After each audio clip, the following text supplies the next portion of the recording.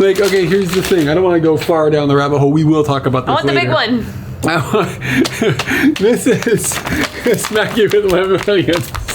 You're hitting me with $1,000,000 right now. Yeah. I'm going to assume if you're here, you have already seen the tour of the house. And if you have not seen the tour of the house, you should start watching the tour of the house so that you have context to understand what we're about to jump into, which is going to be a whole lot of data about how and how much and the process that we went through when we bought this house in Tokyo earlier. Massive heap of data is what is just sitting in my head. We have a document on the TV in front of us that we're going to be working off of because it's just way too much information to try to regurgitate. But like I said, we have another video that if you haven't seen that yet, watch that one first. It's a walkthrough of the house. It's more lighthearted and like, this is what the house is like. And like, these are the things, and it'll give you an idea of what it is that we're living inside of before you get into the nitty gritty of what it was to get this thing.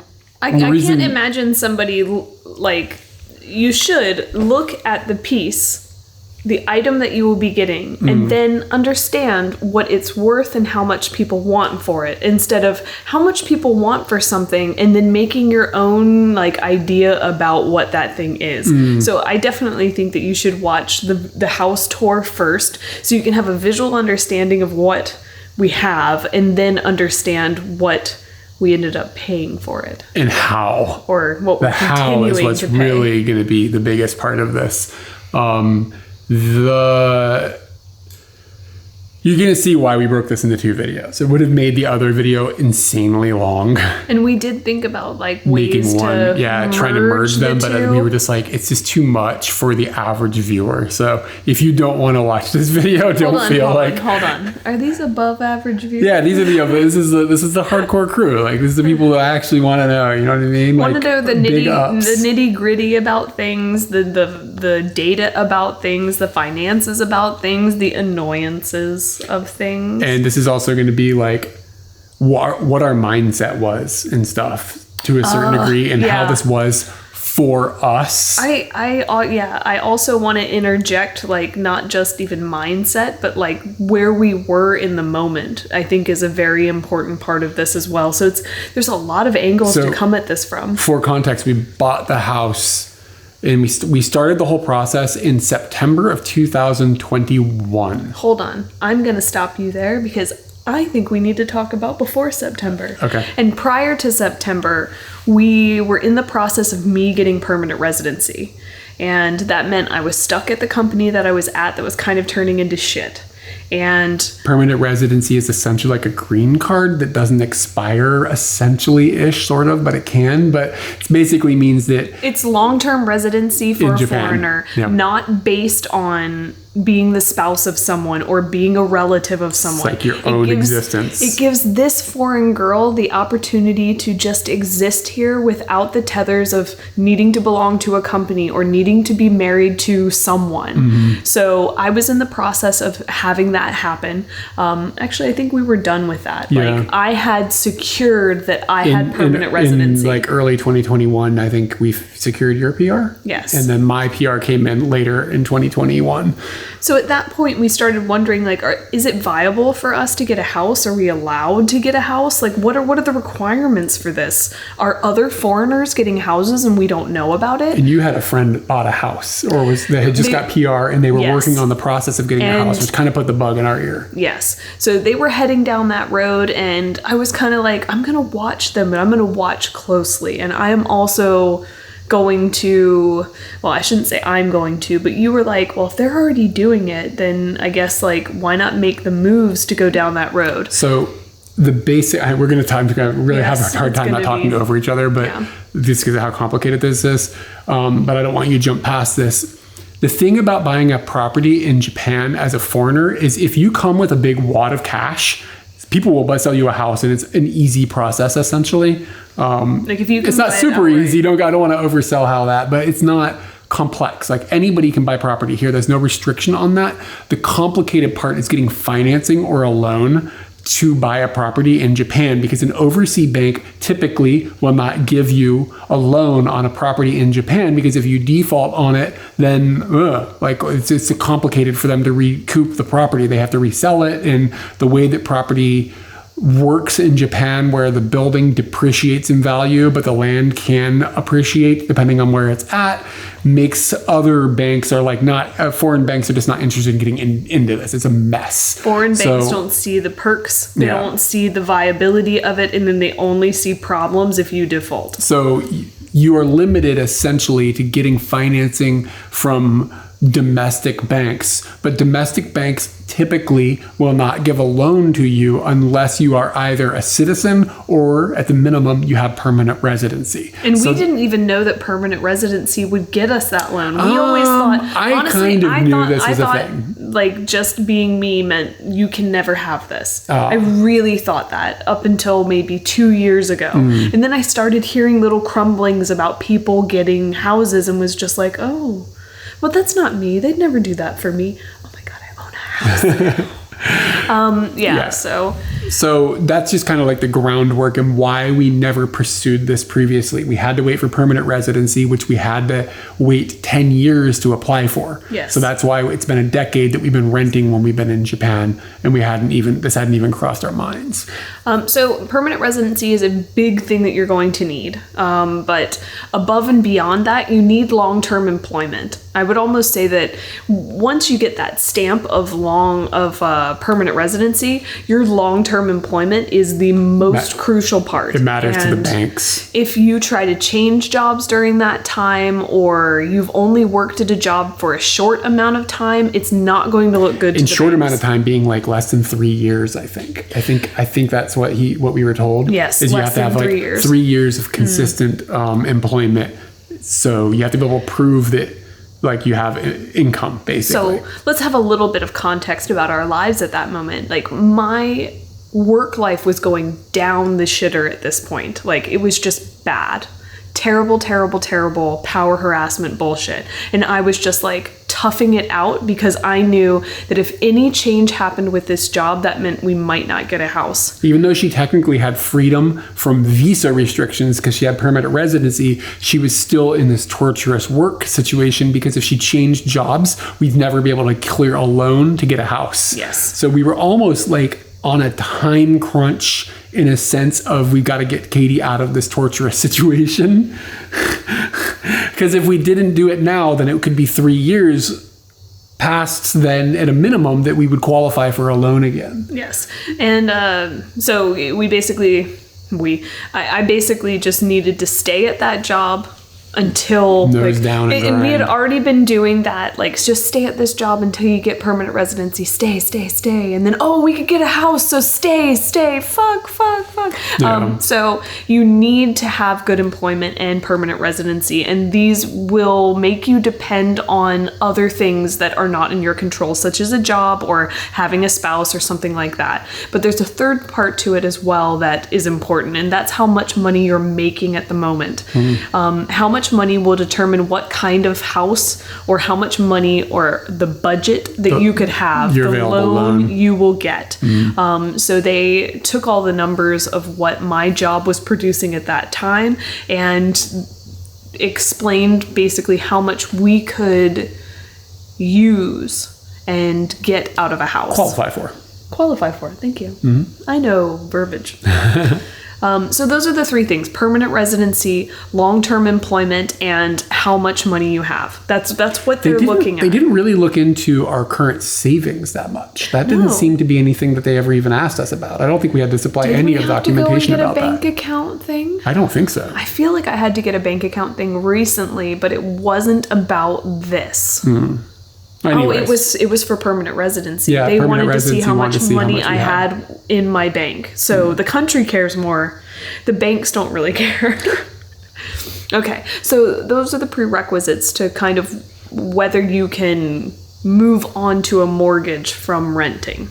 And now we're back to the timeline. Okay. And that is September of 2021. A little more of a dive. When you're buying property in the States, or my understanding in Europe, or in my understanding anywhere else in the world, when you buy property, you expect that you're going to buy the property and you're going to expect that the pricing is going to go up on the property. And then in the future, it's an investment. You'll sell it and you will have taken a profit from the property. And of course, there's ups and downs, but the general trend tends to be up for the property value. And right now in America, the general trend is exponential. Yeah. So but I mean, then you have 2008 and you have the bubble goes. But yeah, so it's not, but if you extrapolate that over enough time, it's a upward curve on the value of the property.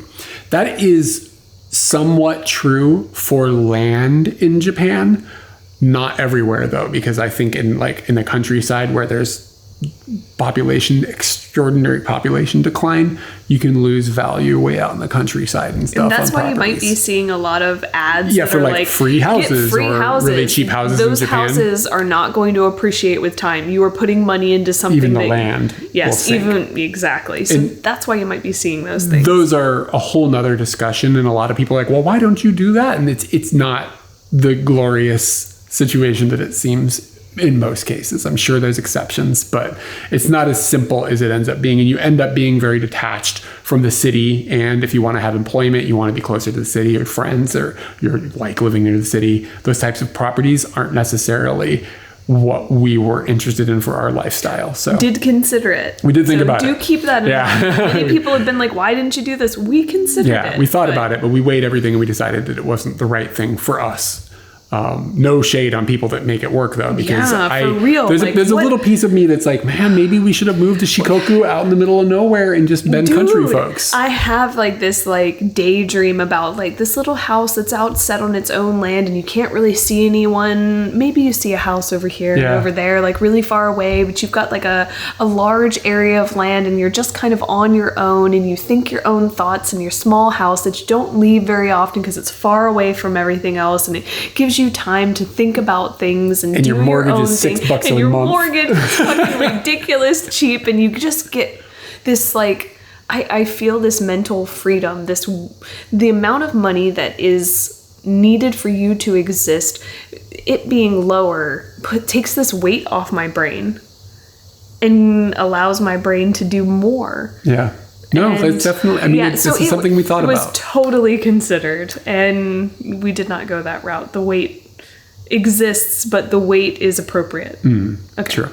So people are going to say oh, that's insane. Okay. So like I said, the land can appreciate in value, but the property, the building itself will in Japan almost always, as a rule, go down in value. And the balance that you're hoping to have is that the land that it sits on appreciates in value enough to eat the balance of the falling of the building.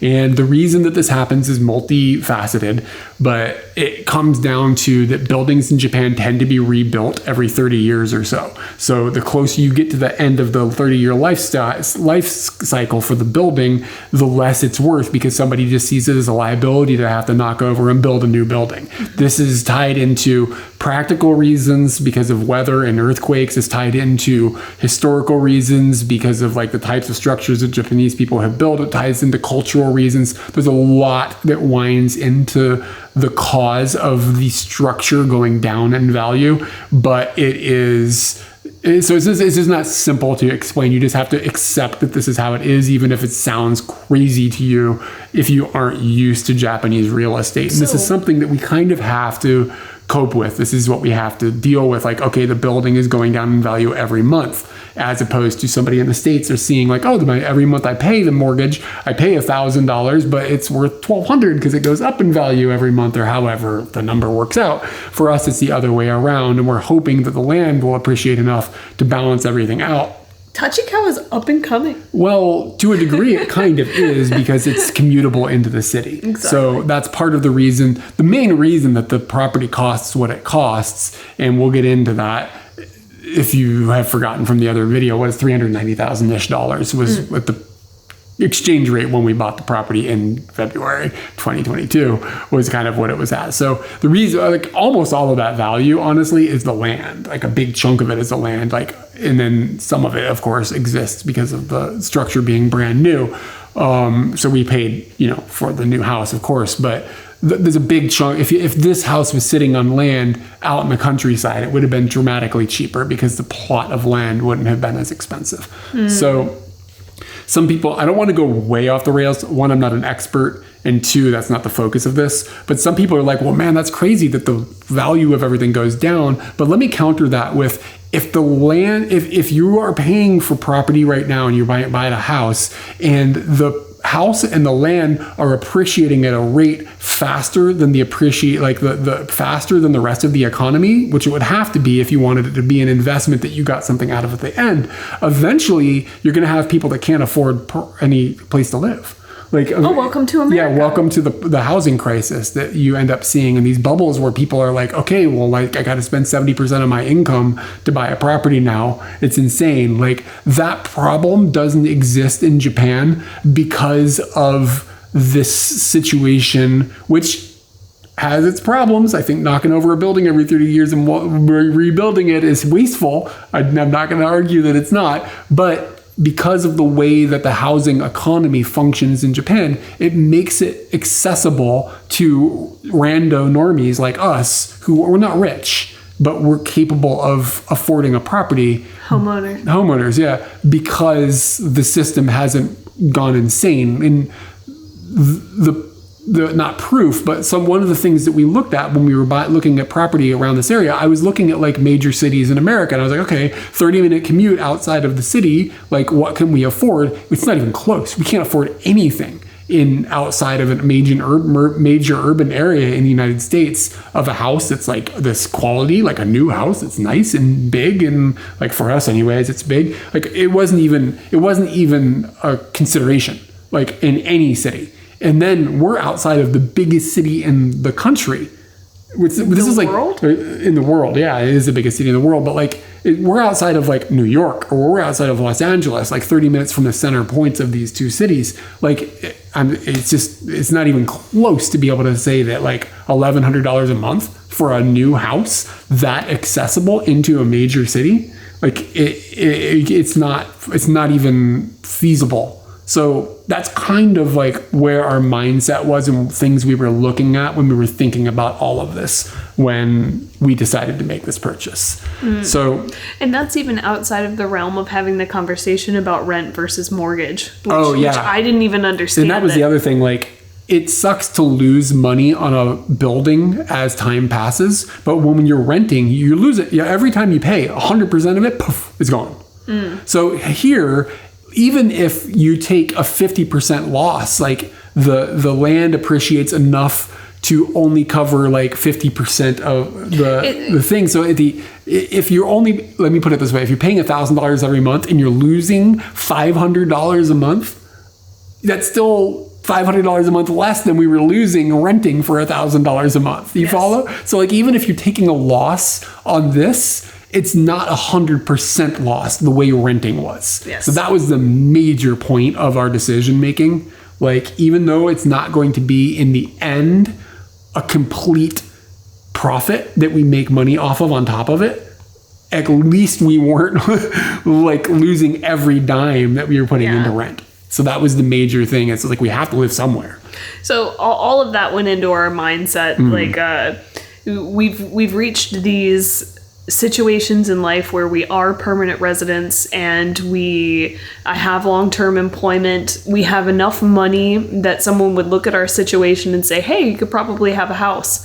And we thought, well, throwing money into rent is just burning cash. So why not make a move? Even though we know that there's the ups and downs with the land and building situation, it's still a positive move from where we're coming from as renters. Yeah. So financially speaking, and also if you're familiar with the old apartment that we lived in that was next to the Golden Poo, it was getting too small. Before COVID happened, it was kind of okay. But once COVID happened and you were 100% work from home, it became we just didn't have any space for ourselves. We were on top of each other all the time. We were going to need to make a move. That was going to have to happen. We were going to have to move someplace that was going to give us more space. So I miss the poo. I do miss that apartment. I wish we had a montage, like a poo We could just print out a giant photo of it and hang it up behind that TV or something.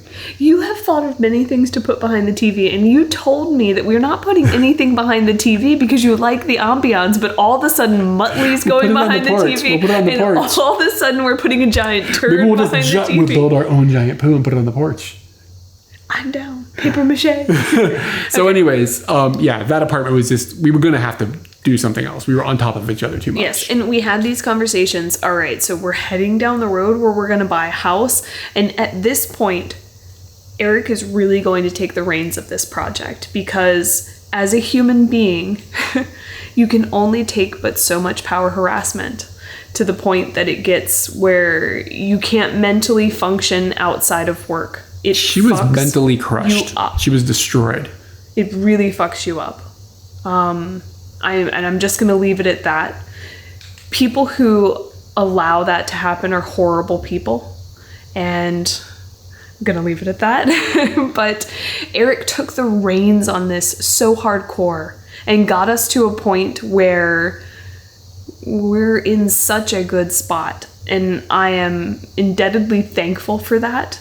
Amazed by that, appreciative of that, but I also know on the flip side he saw how much I've done over the last 10 years to get us to a point where someone would say yes to us. So it's a very like hand in hand. We're like the shark with the other fish, and the fish like cleans the shark. Who's the shark? I'm the shark. Somebody's the shark. It was a symbiotic relationship or something. Yeah, we definitely have one of those. So that jumps us into... So we made the choice that we're going to look into getting a house. We're 20 minutes in, and now we're going to start talking about getting into the house. So we were at September in 2021.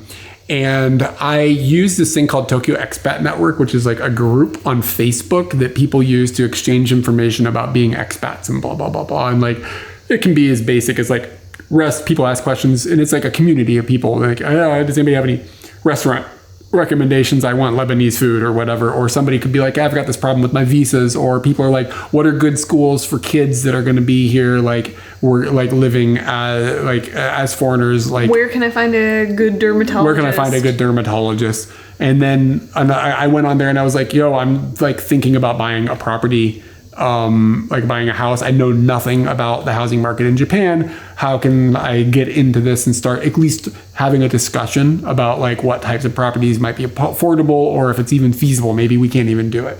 So I made this post and got hooked up with this dude, Emil. And he is an Australian, and he's about my age, I guess, probably, maybe, something like that. He's in his 40s, maybe 30, late 30s. He's 40s. Between you and I. He's either my age, your age, or in between. So he's an Australian dude who's lived in Japan for, I think, 15 years or something like that. And he's bought a couple of houses on his own, and he's now like a professional real estate agent. That's what he does. Must also put in here that he is professional, but he's enthusiastic. Mm-hmm. He likes all the nooks and crannies of all of the information, all of the processes. He wants to know the why of everything, and he will tell you the why of everything. Yeah. It can be beneficial. Sometimes it can be overwhelming, but at the same time, I'd rather have more information than not enough. Yes. Yeah. So you got hooked up with him through just posting Facebook, on there, and then we had a meeting with Emil, which I thought was going to be like an hour and a half, and it was 3 hours long. And if this was like over Skype or something like that, like one of like a Facebook video call or something like that. And we basically laid out our situation, and we're like, is this possible? Like, is this? And he reassured us like, yeah, okay, your situation, your budget, what you've got going on, your permanent residency, you can buy a property. Like, we can make this happen. And and it was kind of astounding to hear that. We were worried a lot about like, just like the systems and everything. And he knows the systems, and he worked through the whole system. This entire thing we're going to talk about, he aced it. Like, he knows exactly how to do it. And the hardest part is making sure that we can get financing. Like, as foreigners, you are not seeing as like it's not easy to just go to any bank and get financing. But he knows the banks, he knows the people to talk to that are willing to work with foreigners and stuff and work through the system. And he did it in one go. It all worked. There were no major hitches. Should also point out that we will put information about Emil Yeah. Okay, I'll try to remember and that. just so that if this is a road that you're heading down, and please, keep it serious. If you're serious about this, don't waste Emil's time. He's too valuable of a resource for that to be used in that way. So if you're serious about this, head down the Emil road, because he will take it seriously, and he will take you on a journey that will put you in a spot you never thought you could be in.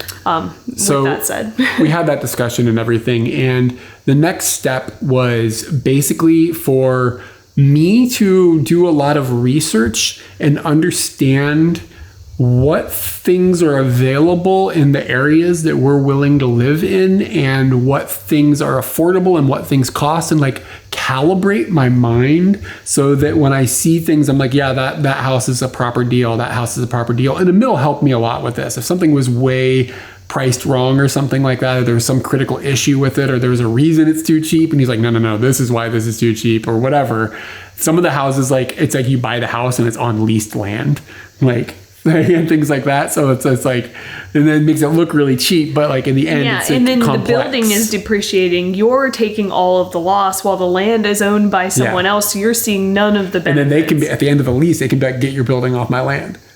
Dang. Burn it down. So like there's like little things like that like he just helped me understand, okay, you don't want this, or you don't want that, or that's in a flood zone, or like, different things like that. And he knows how to pull out the information, do all these things. So we had this like incredibly good resource that's able to function through the Japanese system, and that's just his specialty. He's super into it. It's great. So I'm going around at this point, and I'm looking on this webpage called Sumo.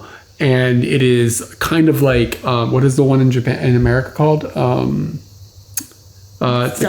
Zillow, yeah. It's like, holy crap, can't believe Zillow. Yeah. Oh, but regardless, So like I've never really even gone to that website, so it's amazing that I could pull that up. I'm going to go to the bathroom while you talk about this. Okay, I'll that's be cool. right back. It's like a real estate searching website.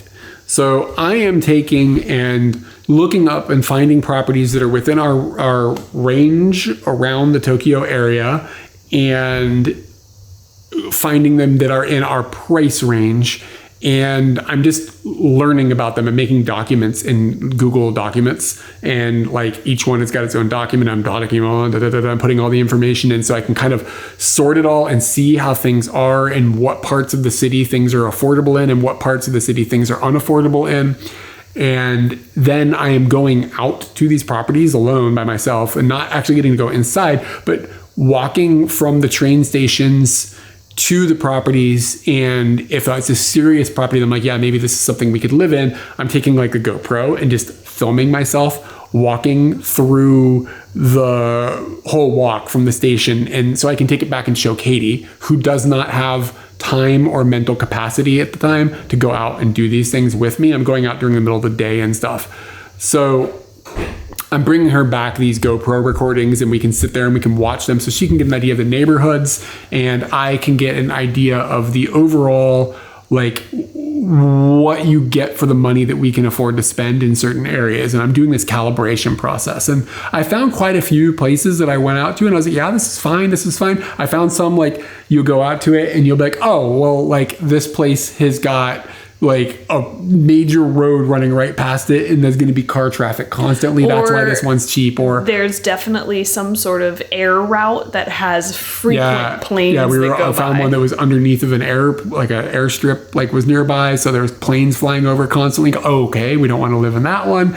There was one that was in a floodplain. It was on an island. It was really nice. It was awesome, but it was below sea level on an island in a river. So like in the middle of the river went around both sides of it. It was on a big island, but it was lower than the river level. And I can guarantee you that some of this like climate change is I was just like, I don't know if this is right to do. I'm going to be on the roof of that house waving at a helicopter at some point. So I was just like, that one's probably not. And everything else about it was great. And there's a reason I think it was as cheap as it was. So there were just like deal breaker. I was looking for deal breakers is what I was doing. I was trying to find reasons that this is no good.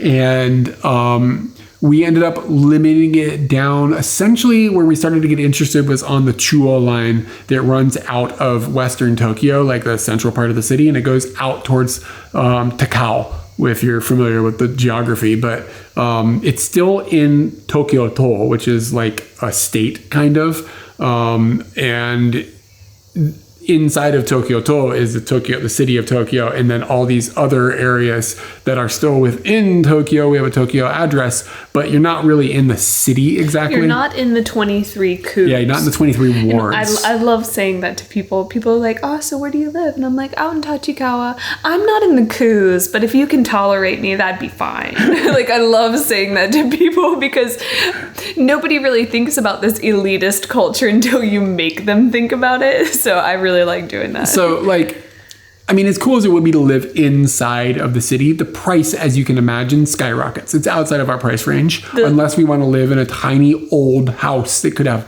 earthquake problems. You have to worry about earthquakes. And you have to worry about all sorts of like old problems with houses here, like there's cockroach infections and rats, and like there's all these other things that you have to consider when you're getting a older property. And I should, yeah, so you're talking about the older property. The other thing that I'm thinking about, and we do have the friends that we were on the same track, like buying houses kind of at the same time, they were a little bit ahead of us. They bought closer into the city in Nakano, which is like one stop away from Shinjuku. They dropped another $100,000 on that place. And their house, if door to door, their house isn't that much closer to Shinjuku than ours is, because they're they are closer, but they had to live so far from a train station to afford to get, and their house is similar size, right? Yeah, I would say similar size, just different construction. They're a 3-story and we're a 2-story. So you just end up like, where are we gonna afford this? Like, so I did all those calculations, and all this is kind of going on through September and October that I'm kind of like digging into this stuff. And then I'm trying to figure out where we left off at this point. Other methods, where were we looking, judge of potential? Would we done anything differently? Probably not. I'm happy with the way that process went. Yeah, I think you were doing a really thorough job. I would have preferred if you could have been a piece of it with me. But it was just not part of the world. It was not possible. I think I would have broke as a person. Yep. You would have just been carrying around a rag doll that couldn't function. And I would have just been looking at a busy road going, It's so sad to say that about you, but what's even sadder is to say that people would treat you in such a way that you would feel that way. You're different now. You're better.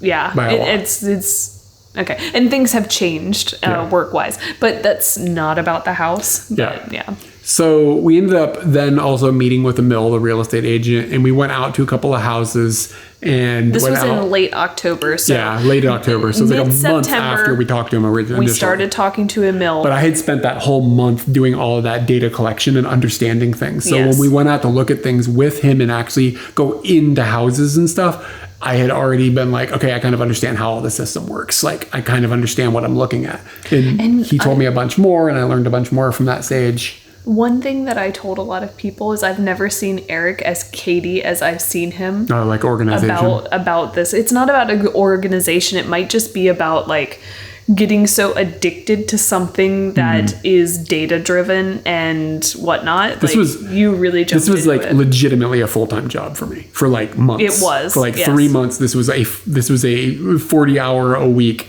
endeavor going through all this process and learning everything. And if I felt like I speedrunned it. I could certainly say that you speed ran purchasing a house and not fucking it up. It's not fucked up. No, not yet. So if you hadn't been treating it as a full-time job, then maybe we'd still be looking for a house right now. So for various reasons, we kind of just fell in the path of looking at new properties. Part of it because we didn't want to have something super old, even though that would have made the house cheaper for us. The savings weren't significant enough on a micro scale, being as like extrapolated out over your monthly payments, to offset what we needed, which was like peace of mind. And also when you go to look at used houses, it's a little more complex because here people tend to be living in them. So the organization is a little harder when you go to look at new scheduling houses, to try and look at the houses. yeah, when you go to more look complicated. when you go to look at new houses, it's a little more straightforward because there's nobody in them, and a lot of the houses we went and looked at were actually still under construction, which was cool because we got to kind of see how these houses are built. And this one included. this one is included. We came to this house before it was finished, so there was definitely some like benefit in that sense, just to kind of understand how houses are built here. And our real estate agent was able to show us like some things about that type of process and blah, blah, blah, blah. It was just kind of a cool experience. And we got to go out with him, I guess only once or twice, really. We didn't go out with him that many times to see properties. We went out the one time. Yeah. And then to see just a scatter shot of houses. We came and saw this house. You had already come by yourself to look at this house. Yeah, I saw the property outside. But as it was under construction, you did not feel comfortable coming up and saying, "Can I take a look inside the house?"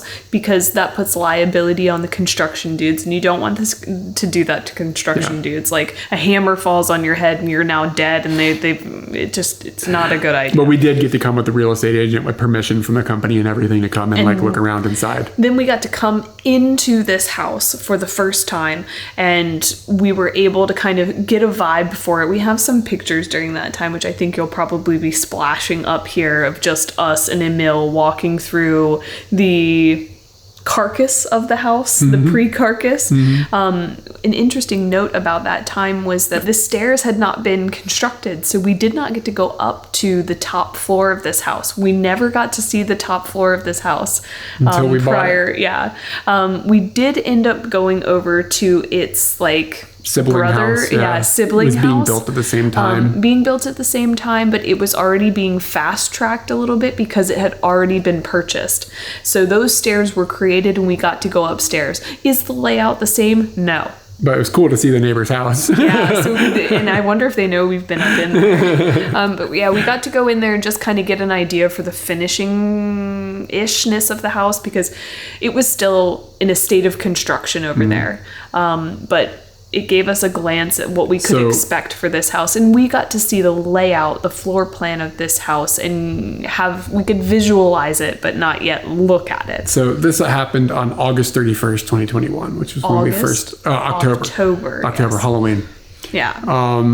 And like Katie had mentioned, I'd already come here and walked around the neighborhood and gotten a vibe. I made you a video and showed kind of like, okay, this is what everything is like. I'd like to watch that video again. Yeah. Okay. Yeah, okay. It's just me walking from Tachikawa over to the house. But so that was like that process. And then we thought about it for a couple days, and we kind of decided based on a lot of factors. We liked the layout of the house. We liked the proximity to the woods. We liked the proximity to the train stations. We liked the area. The neighborhood was nice and quiet.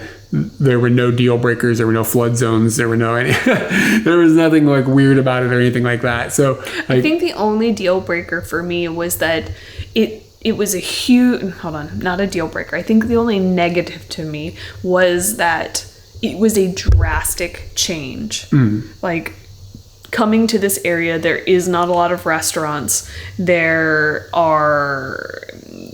is not an entertainment hub. It is, you live here. That is what you do very here. Residential. And if you want to go and do anything else, like if I want to go and do karaoke, I have to go to Tachikawa. I can't do it in our readily, like, in our area. Yeah, unless I'm just going to go outside and start singing to the neighbors outside. However, we live far enough away from everything and stuff. You could probably have a karaoke machine in the house. Damn right. Oh my God, let's do that. My friends would be like, wow, you're the coolest person I know. And I'd be like, I know. So, yeah, it's a huge lifestyle change from where we were living before. But without getting too deep into it, I keep saying that and then I go deep. Go deep. I wasn't finding that much value living inside of like Asakusa. All of that stuff. I want both things. It's hard. Well, there were some things about our old apartment that we didn't want. Like, we were in the middle of what someone would consider to be like tourist mecca, cultural area, and a like hub of food and things to do and such. But like, it was actually deterring because other people came to that area because they wanted those things. And in all honesty, I think we nailed living in that area because of COVID. Yeah, it's like weird. It's a weird thing to say, but it's cool without tourists. Yeah, we got to see it in a way that nobody else is going to get to see it, and I doubt that that's going to exist forever. Who knows at this point? Yeah, exactly. So that change, regardless of where we moved in this area, that change was going to happen. So that was something especially that I was within our budget. Yeah, we could have lived someplace that was more poppin'. Yeah, poppin', but it would have compromised the living situation or made it out of our budget. Yeah. So so that was something that I was kind of swallowing at that time. I'm still kind of swallowing it, to be honest. I'm not. I'm totally fine with it. Like I go and I get on the train and go to school, or I go and see my friends, and I enjoy that walk. And I know today we went and we got lunch. It was and it was really hot, but I mean, it was like a 10-minute walk to something, and that was fine.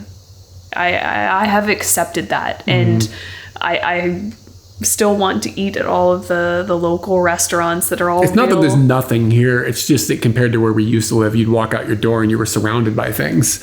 It's not quite like that here. And here everything kind of feels, well, I shouldn't say that. I can't say they all feel mom and pop, but there are a few mom and pop places. I think there's value in that. I do too. And yeah, we do actually have a nice little pizza place, which is surprising. So that made me kind of happy, and that's a 10 to 15 minute walk away, but that's so what you have to do to change. Early November we started putting in an offer on the house, and the way that the process here works is that you put in an offer, they tell you whether or not it's okay. It's like a tentative offer. Nothing is like on paper or anything. They're just like, yes, you can put in a tentative offer. Now you need to get financing pre-approved, and the financing pre-approval is tied to the property. So you don't, in America, when I had bought a house way back in the day, I remember getting pre-approval and then being like, okay, I'm pre-approved for X number of dollars, and now I can start looking at properties. Here, you take the bank a property, you say, this is the property I'm thinking about, will you give me a pre-approval on this property? Yeah, so say you go down all the road for that, you're hyped about that property, and then somebody swoops in and tells the seller, we're going to give you a whole bunch more money for it. For cash. You're going to have to go through the whole process again with the next property. With every property, you have to get a pre-approval. So in America, it seems a little more beneficial to the buyer. In this situation, since we only had to do the one and done, it was fine. But if it had to be multiple locations, it could have wasted time and it could have been aggravating. It's just how the system is. That's just how the system is. So at that time, we had decided that we wanted this location. Emil got on the phone and he called the person that was selling this house. It's still under development. Like, lots of things haven't even been built in the house. There's no sheetrock on the walls or anything. Yeah, it's like you can look through stuff. Yeah. So he calls the guy and he says, hey, you're selling the house for $41.8 million. And we're willing to give you a little bit more if you can make a few renovations or changes in your construction. So the changes were like run network cable in the walls, put some more power plugs in. Because I mean, if there's no sheetrock on the wall, this is all very simple. Raise the kitchen counter. Raise the counter thing for the mirror in the bedroom, in the bathroom, like make those changes for my height, and then some power stuff. And I think that might have been all we were talking about at that point. Emil calls, tells him, we'll pay you a little extra if you can do these things before construction is finished. The guy shockingly said no. He said, we're going to build out all of the stuff, and then you can make these renovations on your own. I don't know what it entails for him to make those changes. Like, if he's got to change all the blueprints, yeah, I mean, maybe he them has to go to the city hall and get them I mean, who knows? It could just be a nightmare for him, and I understand that now. But we were both kind of like, having been told by Emil, we do this, like this happens, and then we got told no. We were just like, ugh. But the seller said, okay, we're not going to be able to do those things for you, but we'll lower the price. So it was 41.8. How about we make it 41 flat? And we were like, okay, so that gives us like 8 G's to do renovations with that we weren't expecting to have. Yeah. Okay. All right, we'll move on with this. So that was the conversation that Emil had with the seller prior to us putting in a hardcore offer, where that meant we're going to have to start with get the pre-approval for the loan and head down this road. We know what the number is from the seller now, and we know what the bank needs to give us to get there. So pre-approval started, and you wrote down all the documents that we needed to do that. Yeah, so I'm going to fire through these. Like, this doesn't need to get off the rest. Japanese paperwork bureaucracy can get insane. Yes. Absolutely crazy. We should probably get that binder down. Oh, I'll go get it. So, the documents needed for the loan application. Katie had to have proof of employment certificate from her company. She had to have a salary certificate from her company, like proving how much money she makes. This stuff has to be from the company, unofficial paperwork with a honko, which is a Japanese seal, like stamped onto it. This was a whole nightmare because her HR and her company was, it's just like dealing with some people that aren't good at their jobs, let's put it that way. This is the amount of paperwork that you're gonna entail. Yeah. So she had to have something that basically looked like a CV as well, that was like a explanation of her employment history. And because her company has been absorbed back and forth by a couple of different companies and been name changed and stuff, this got a little bit complicated, but we wrote it all out so that it would be totally fine. We wrote it all out so it would be totally fine, and then we gave it to my company, and my company didn't know what to do. Like, nobody at my company's ever bought a house in the time. HR was just stupid. They ended up like just giving us blank documents at one point in time, not stamping them. Like, this needs to be official. You know, we're buying a house. Like, are you insane? My company, bleh. They just did a shitty job, which meant Eric had to go down to the office and like meet people in person to sort things out. It was really awkward and unprofessional. So in the end, we processed all the paperwork and we got approval. And the way that it worked is that we get 2 different loans. Both of them are for a 35-year term. Okay. One is called a flat 35 loan, which is basically a government loan that's managed by the bank. So it's like a government program that exists in order to have a low interest rate so that people who have a income below a certain level have access to buying housing. So that loan covered 3.9 million yen, if I'm reading your numbers right. I am absolutely not saying this right. It's 39 million yen. I say this over and over and over. Just pretend every time you hear 3.9, I'm saying 39 and we'll have things straight. Is that what that means? Mm-hmm. So 3.9 million yen of the loan, which the total loan was 44 million yen. So 3.9 million of that is a 35-year flat 35 government backed loan at 1.3%. The remainder of the loan, which is, how do I say that number? 439,000 yen. 439,000 yen is a bank loan. Like, it's a regular bank loan. It's called a smile loan. It's called a smile loan. It's at a higher interest rate, 2.7%. Why would people be smiling about a higher interest rate? I don't know. So what you end up with is a interest rate, I think once you like balance it all out, it's like 1.65, I think is what I remember the number being. Like, the lower interest rate one is a huge percentage and a higher interest rate one is like a lower percentage, blah, blah, blah, blah. So it works out to being like 1.65%, I think is what the number ended up working out to be. So the loan again for 44 million yen is 1.655%. So that works out to be 133,576 yen per month that we're going to be repaying. And I think that like the first month was like different and the rest of them are like that, like forever, except the flat 35 loan is fixed. It can't change. It will be 1.3% forever, but the 2.7% loan can float. It can go, but it has a ceiling and floor on which it can go. Japanese loans don't tend to change very often historically, like dramatically. So we're not that concerned about it. But again, it's a smaller percentage of the loan. So even if it does go up a lot, it's not going to make our monthly payments go insane. We're in unprecedented times. We are, because we are in unprecedented times, because I said it never goes up, but it did go up a small percentage point this year.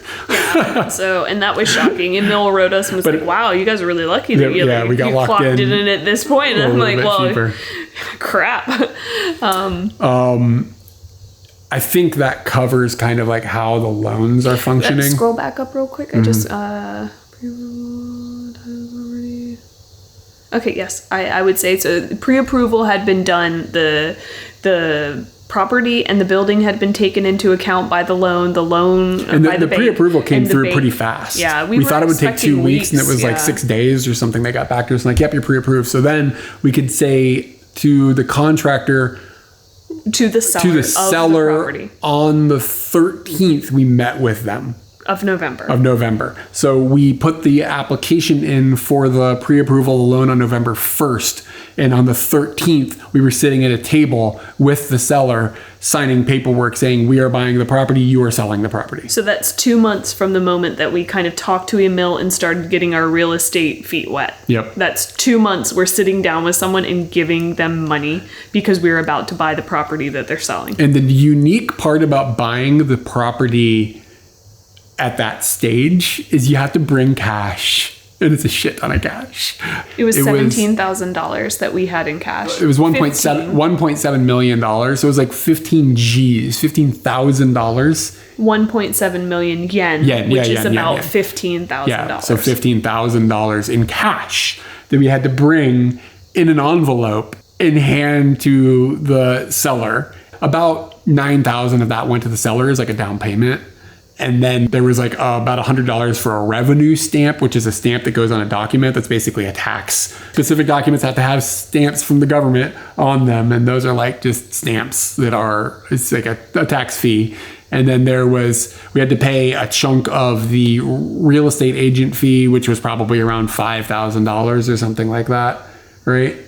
It's about 6 from what's on the documents. But I do want to stop you because you've used the word down payment, and that is not a good word to use in that money that went to the seller at this point. Yeah, it wasn't a down payment. It was a deposit. And yes, this is a agreement between the two of us that has penalties. We are giving that person about $9,000, and we're saying to them, we are fully committed to purchasing this house unless something dire happens. We will not be going and looking for other properties. If we walk out of this for a non-dire reason, we will forfeit that money. We will forfeit that money to you. That's our penalty. Now, on the flip side, the seller is taking that money and saying, okay, I'm not going to show the property to other people. We are in this together. You've put money to me, and that means that we're heading down the road for this transaction. They can break the contract, but they have to pay us twice what we paid them. Yes.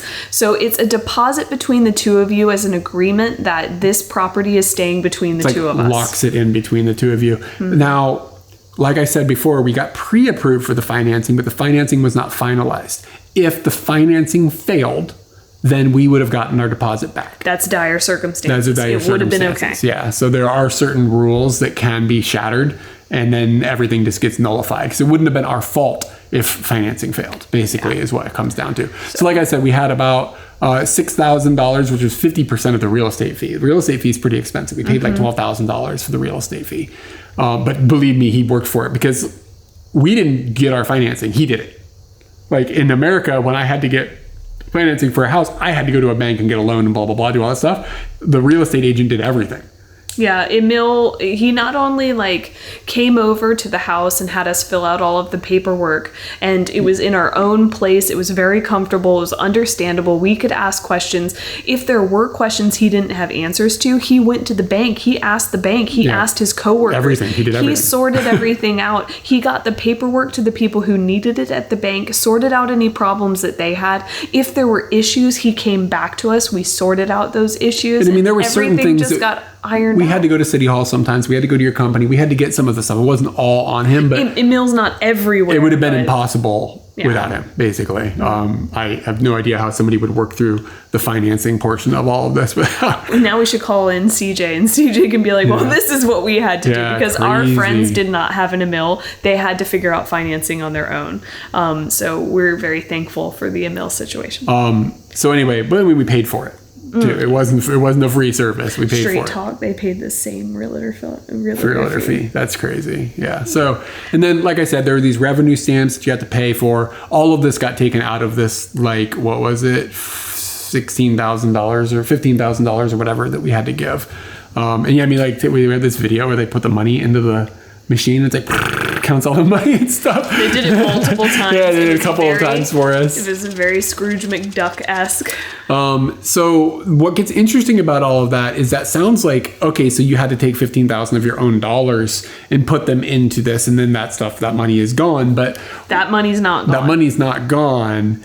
It actually ends up getting wound into the financing, and then you get a refund of it back into your bank account once settlement happens. Yeah, like that deposit that you made to the seller, he's only holding that money temporarily. That money then gets put back into your bank account, and you can use that for rent in the future. Yeah, well, he doesn't. Mortgage. He keeps that money forever, but that comes off of the amount of the loan. Yeah. And then the money that is left from the loan goes into your bank account. Oh, it's a little complicated. It is complicated. But in the end, we basically had to put $5,000 down to buy the house. Yeah. So that's a very tough way to explain it. Roundabout, complex, but it makes sense, and the numbers all add up.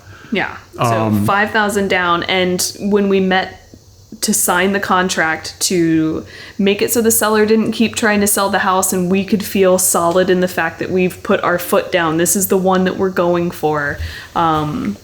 We did have to hand over some money, but in the end, we only let go or like put out there $5,000. So this is like the documents that we left that night with. This is like the contract for the house and maps of where the house is at, and like details about the house, and just like, you know, all the legalese and all of that stuff. It's all in this binder. Our building Bible. And did this green packet come to us that day? No, that was later. No. Okay, good. Green packet came from settlement. Okay. So then the next stage on December 16th was to go and see the house where it was almost finished being built, and look around and decide on the things and renovations that we wanted to have done. Because remember, they said they would not change any of the specs of the house because maybe it was too hard for them or whatever. So the people that are building the house knew a renovation company, and they all know each other. So the renovation team people came, the real estate agent came from the seller of the house. Our real estate agent was there. We were there. It's a whole bunch of people in the house. There was an electrician. There were dudes that were like construction people. There was a person that's like specializes in building decks. And we talked to all these different people about the things that we wanted: the raised counters, the raised mirror, the electrical in the walls, the new deck. We didn't include the deck in our renovations that we mentioned earlier. This is the appearance of the deck. Yeah, so the deck wasn't going to be built all the way out. We had to pay for that to be built out. Yeah, they were only going to build originally like kind of 1 foot out, maybe a little bit more. You could stand on it, you could sit on it, but that was it. Yeah. And what's underneath the deck is just pebbles. Gravel, yeah. Yeah. So anyways, it was just something we have this opportunity for this like big deck. We're going to take the opportunity and do the thing. So we talked to all these people. We saw the house. It was almost finished. And we found out the entire costs for the renovations. The deck was going to be 617,000 yen. So that's roundabout. I'll put it on screen. I'll try to remember. Okay. Yeah. And then the rest of the renovations, the counters being raised, the mirror being raised, all the electricity stuff put in. I put in plugs. I put in Cat 6 cabling in the walls and everything. That was 800. Cat 5, Cat 6? Cat 6. Wow. 88,000 yen. So that was stuff that we had to like account for that was going to be coming out of our savings. Mm-hmm. So we were going to have to pay for those things. But remember that the seller lowered the price of the house By 8,000. by 8,000. So dollars. yeah, so about half of it, whatever, was swallowed up by the price being lowered initially. So it was sort of wound back into the house. It's all very complex. So that was January 16th that we came and we got that stuff rolling. And December 16th. December 16th. Yeah, sorry. I don't remember. What did I say? January? Mm-hmm. Good thing you're here. I read. I do too, but I was reading down. So then in mid-December, we also had to get some paperwork to give our real estate agent a mill power of attorney, which required a resident certificate from City Hall that we had to have Katie's name registered on the certificate with katakana accurately, which we had not done that before. And then you have to make sure that this document doesn't have a my number information, which is kind of like a social security card sort of in Japan. And they can print this on this residence document, but if you print that information, then it gets rejected by the people that need to have it because it's got too much information. My point being is if you don't check every box exactly right, everything just goes up in flames. And it's just like super stressful. Like, does it need this? Does it need that? And then the mill's got to call a person like, does it need this? And does it need that? My number, card number. Okay, katakana, first name, last name, middle name, first name, last name, what direction? It's just like, oh my God. I don't know how to write my name in. Yeah. So, and then you had to have a bunch of other documents so you get the power of attorney. This was just a small little thing that we had to do. And then we've now entered 2022, it's January 4th. Now we have to go and create a bank account with the bank that's giving us the loan. So like they have branches, like it's a regular branch, like that you would go into like a normal bank. And a side note on banks in Japan, like your branch is a very specific thing. If I need to do certain actions for my bank account, I have to go to the branch. That my bank account was created at. You can't go to any branch in the country. You have to go to the branch where you started. It is antiquated and irritating. Yeah. So we needed to go and set up a Tachikawa bank account with Rizona, who is going to be giving us the loans. So that had to be created. So we went, and the thing that's funny about this is that you can actually create a bank account on their app. Technically. However, Katie's name was too long for the app. We couldn't put her whole name in because it has to be her first name, middle name, and her last name. And it's Japanese names. They don't have middle names and their names are short. So it just didn't fit. That was one problem. And then somehow we did make it like get us further along the process. And it gave us an error that just flat out said, Americans can't use this app. So we had to go into the actual branch to make it. And it has something to do with some like tax law in America. That like it's just Americans can't just open bank accounts through certain processes. They have to double check passports and stuff to make it like legitimate or something. You can't just open a bank account all willy-nilly anymore. So anyways, we went to Arizona, we set up the account, it went fine. Side note on this is that somebody called and told the real estate agent, wow, she doesn't really speak that very very good at Japanese. It's like I was there, I did everything. And so that kind of got my heart pounding a little bit that people were eyeballing me. Like I have everything else except for the language ability. Like if we're getting this far, like could this crumble because of language ability? Is that even possible? So yeah, the people at the branch had communicated back. Her husband is speaking Japanese and like dealt with everything, but she didn't really talk that much. So this went back to the people that are giving us the loan. And we are having this meeting where it's coming up where we're going to have to do loan finalization. And this has just created a huge ball of stress for us because are they going to be like, oh, she doesn't understand like how to read every like one of these documents and blah, blah, blah. And I don't understand financial house buying legalese. Oh my God. Yeah, exactly. What kind of scrutiny are we going to be under? This did plant the seed of like stress. Worry, no doubt about that. And then, so we get the account made and it's kind of smooth sailing bank wise until we meet to finalize the loan. But before that, we have to do some other like housekeeping type things. Or house not keeping. Yeah, we had to. So we lived in a UR apartment, and we've talked about UR apartments in other videos, so I won't go too far down that road. But with UR housing, you only have to give 2 weeks notice before you move out. So we basically ended up giving them a month's notice, but it's so nice. UR housing is incredible. Yeah, it's really nice. If you ever have to are rent again, apartmenting, you should be UR housing. Like, it is absolutely good. So we gave our notification to them, which was very simple. We just turned in a piece of paper. They verified a few dates, and they knew that we were going to be moving out. Then a weird thing needed to happen. This is so hard. Let me try to explain this. Are you going to do it? Yeah. Okay. So in Japan, you have to register where you physically live with the city.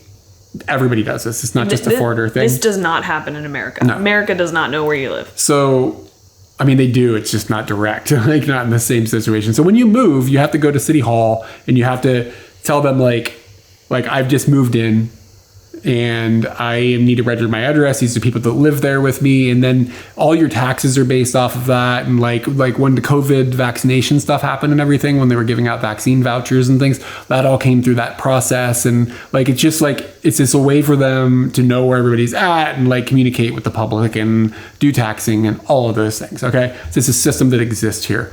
So you typically, when you move someplace, you have 2 weeks, I think, to change where your address is located. So, and that would be after you move. However, for some reason, when you buy a house, your address has to be registered at the new house before you go to settlement. So we had to... Or all your settlement paper is going to have your old apartment address on it, which is just strange. Yeah. So we had to go and move inside of the City Hall system before we even had access to the building, which is sort of against the rules, but everybody just does it, which is weird. That's not how Japan works. And we asked our friends who had already gone through the process, so did they have you do this tricky little thing? And they were like, yeah, they had us do this tricky little thing. And it was just like, that's what everyone does, because nobody wants their settlement paperwork to have their old address on it. It doesn't make sense. It just ends up being too complicated. So you have to everybody goes and kind of does this white lie about their address. So the process of that is you go to your current City Hall, get a deregistration document, then take it to the new City Hall where you're moving to and tell them you're moving, give them the new address, how many people are going to be living there, blah, blah, blah, blah.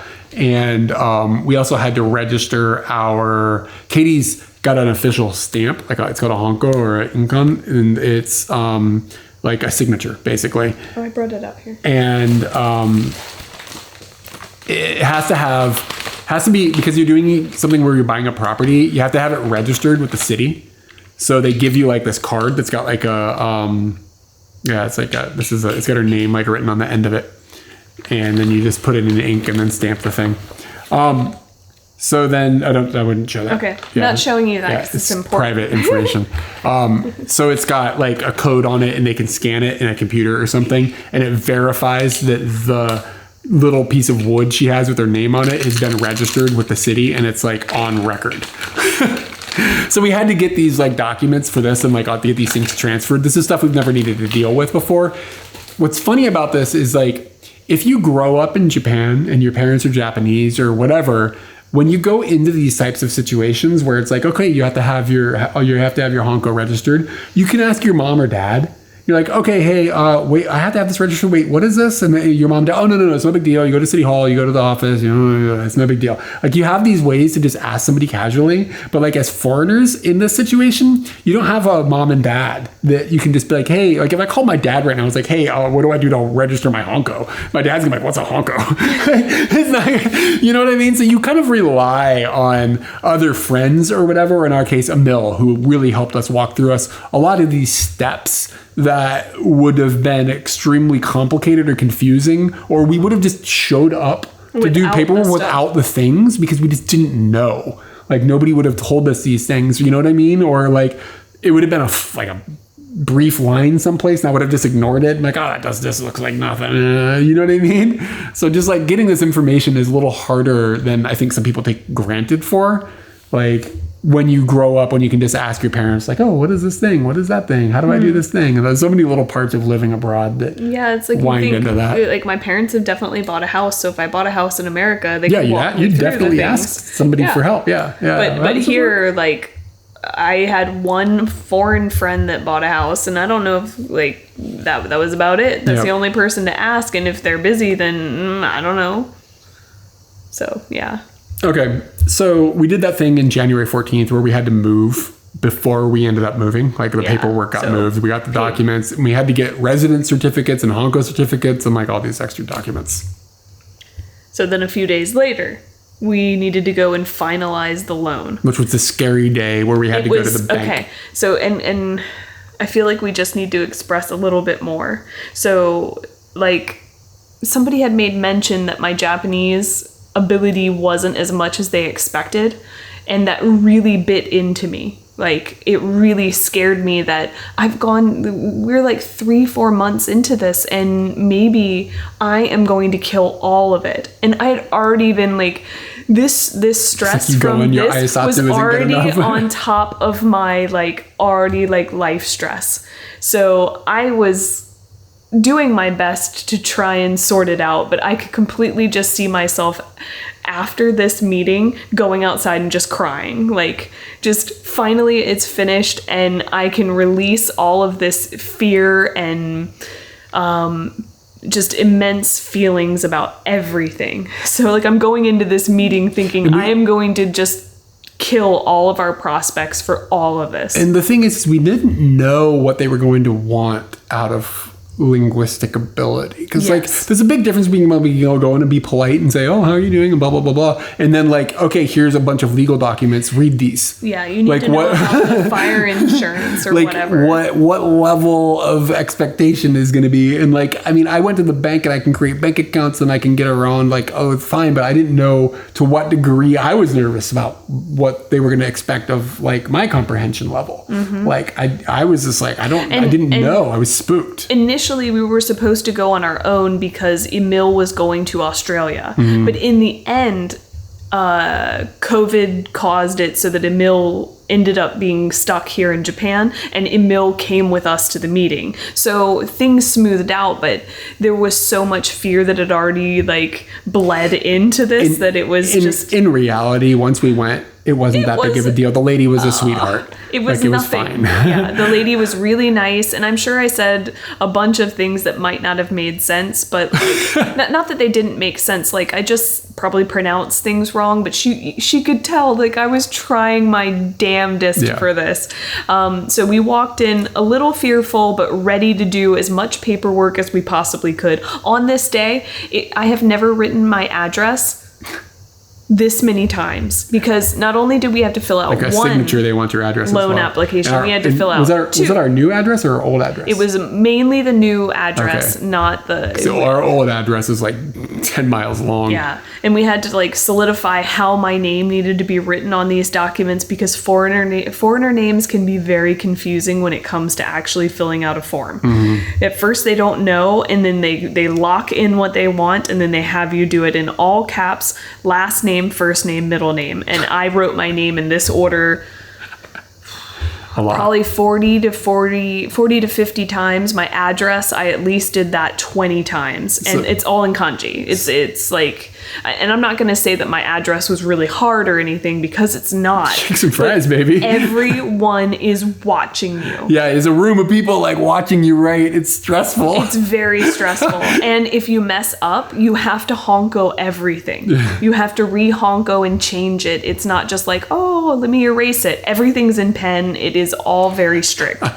So we walked in knowing... I have to write my name in English in front of people in Japan sometimes, and they're all hovering around watching, and I'm stressed like you're gonna screw up spelling my name. I have to spell ERI. So you got the fear, you got the knowing that you're gonna have to like write this stuff a million times with people watching you. So a little bit of performance anxiety. We got a little bit ahead. This is for the loan finalization at the bank, and this is in Shinjuku in this big tower that they have. Yeah, it's a loan center. Loan center. That's all they do there. And they told us we would need the following documents. You need to bring your ID, which is like your Zairyo Kado, like your residence card, your passport, the registered Honko. So you can't just bring your Honko. You also need the little registration card that we got from Tachikawa a few days earlier. You will need 3 copies of Honko certificates. You will need your cash card from the bank account that you made in Arizona on the 4th, which is like a week before. You're going to purchase revenue stamps, one for 2,000 yen and then another one for 20,000 yen.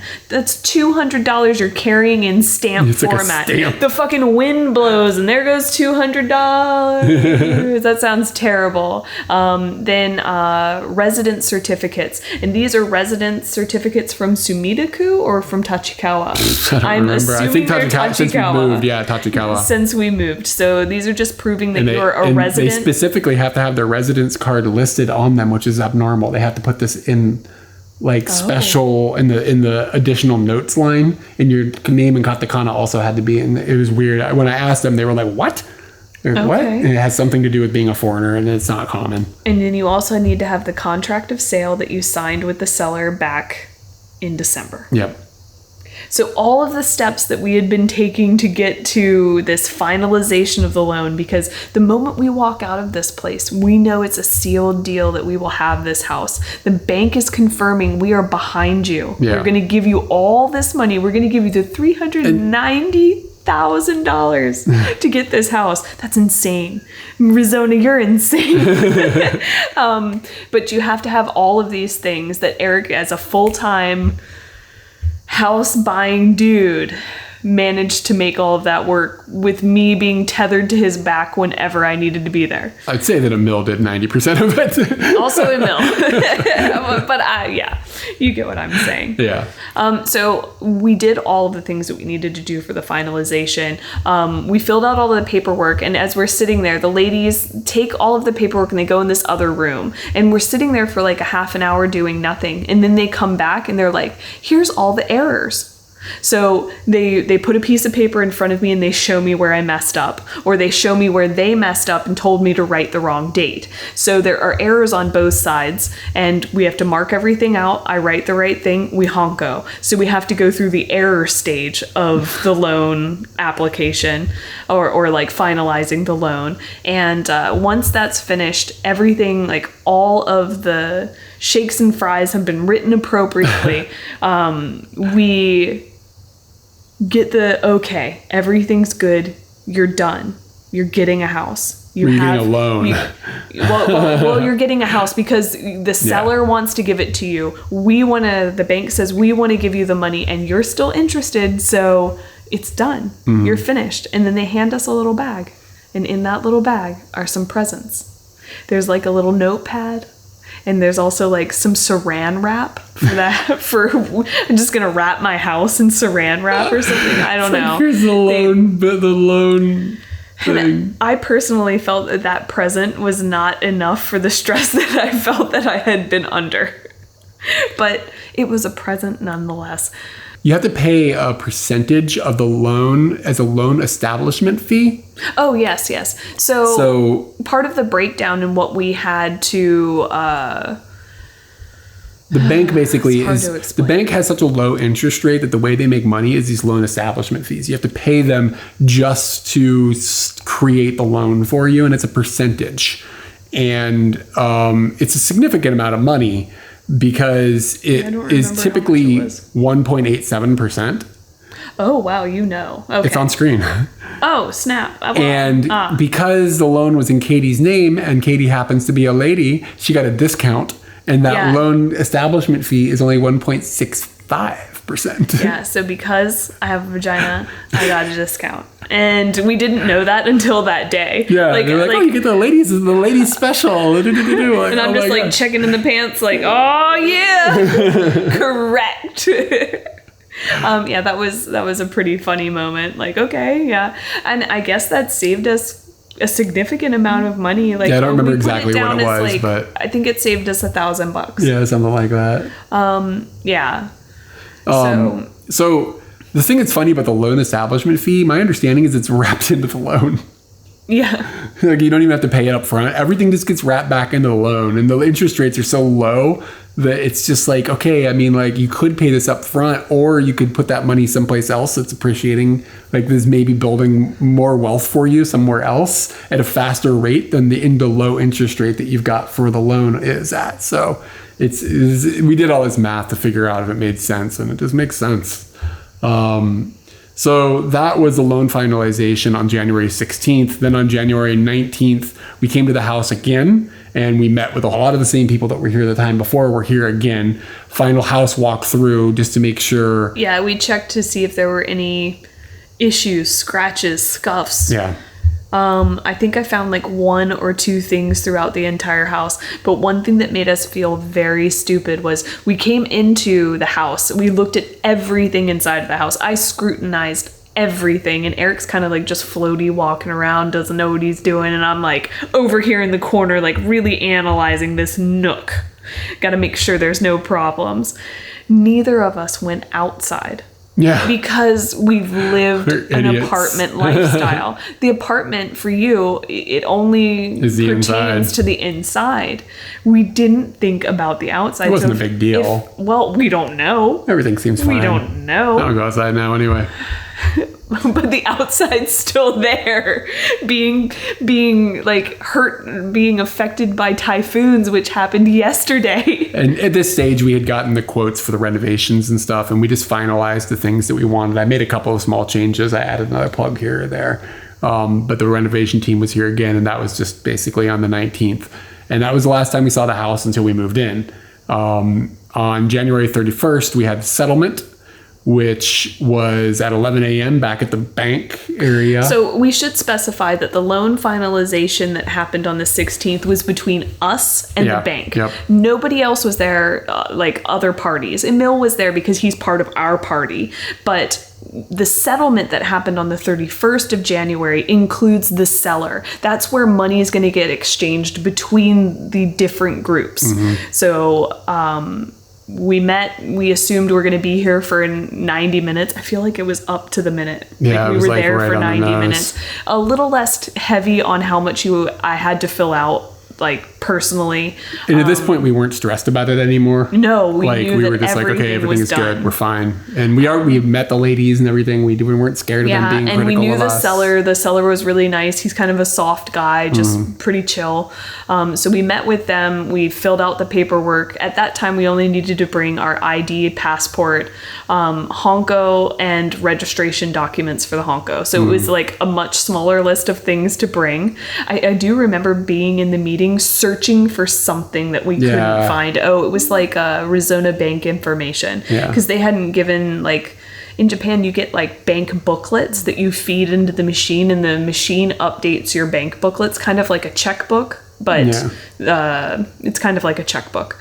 But I didn't get one of those from my new bank account at Arizona because I had online banking. They were like, you want online banking? I was like, yeah, why am I going to use this little booklet? Yeah. So they never gave me a booklet, and that caused a little bit of trouble, even though we were at Arizona bank. We're at Arizona bank. It's just one hand not talking to the other or whatever kind of stuff that happens here. So we did all the paperwork that needed to happen, and then one of the ladies walked me over to a machine by myself, and I didn't really know what we were doing, but then I realized I'm going to send all of the money out. So at this point, maybe about 6 transactions needed to happen. And I won't go into... It's kind of like in a big ATM kind of looking computer. It's a huge ATM machine. And they have funneled all of the money into our new Arizona account that is part of our loan.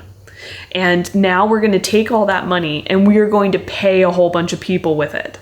And I had to type in the things. All of the information. So To this sender, please send $12,000. To this sender, please send blah, blah, blah. So all of that money had to get sent out from our new account. And that was kind of fun. Like, the lady was just there telling me what to push, but it was like, okay, money is moving. Like, big money is moving right now, and I'm moving it around. And in the end, remember, we had put 1.7 million yen into the original down payment, not down payment, but deposit situation and everything. And in the end, at this point, our bank account received 1.2 million yen.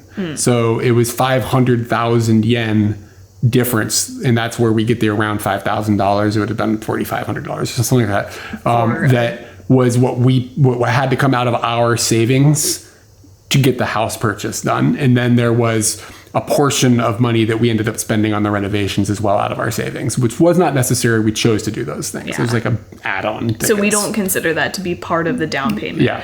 5,000 down, and that's it. Yeah.